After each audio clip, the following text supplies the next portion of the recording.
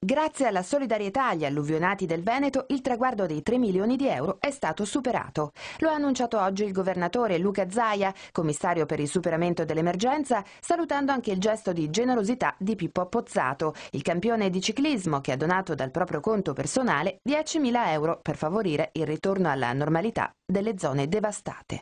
Nel territorio dove alla fine sono cresciuto, quindi penso sia il minimo che si può fare. L'appello mio era per gli sportivi ma anche per gli appassionati che ci seguono sempre sulle strade e anche negli altri sport sicuramente, perché si possa dare un contributo. Io penso che chi più chi meno alla fine, come diciamo noi, si fa sempre mucchio e si possa arrivare a sfondare non più il muro dei 3 milioni ma qualcosa in più. Oltre al contributo personale, Pippo Pozzato ha dato vita anche a un'iniziativa benefica, la vendita su internet di una borsetta in microfibra leggerissima dall'impiego multifunzionale. L'abbiamo soprannominata Pippo Patch, è una borsetta porta oggetti, porta scarpe, porta caschi per noi del ciclismo, che si può acquistare su www.chiconbags.com e anche questa borsetta, i soldi che verranno ricavati andranno devoluti ancora per l'alluvione, quindi poi ritorneremo qui a portare il resto, il resto della somma.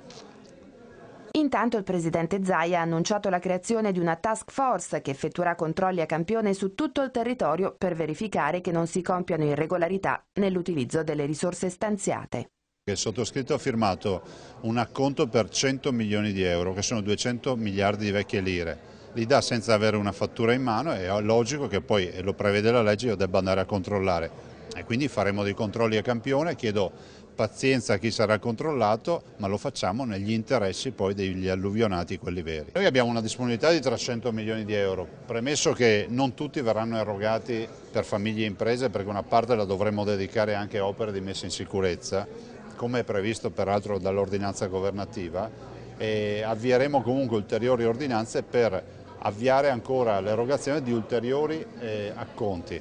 È ovvio che più passa il tempo, più dovremmo pretendere di avere poi pezze giustificative, perché ordinanze alla cieca come quella che ho firmato qualche giorno fa non si potranno più fare, perché poi io dovrò rendere conto al governo del fatto che quando erogo devo avere le fatture. A lanciare un appello pro alluvionati anche un giovane ricercatore universitario che collabora con l'Agenzia Spaziale Italiana e che è il primo di una serie di ospiti giovani ed eccellenti che dal prossimo anno saranno invitati al punto stampa di Palazzo Balbi.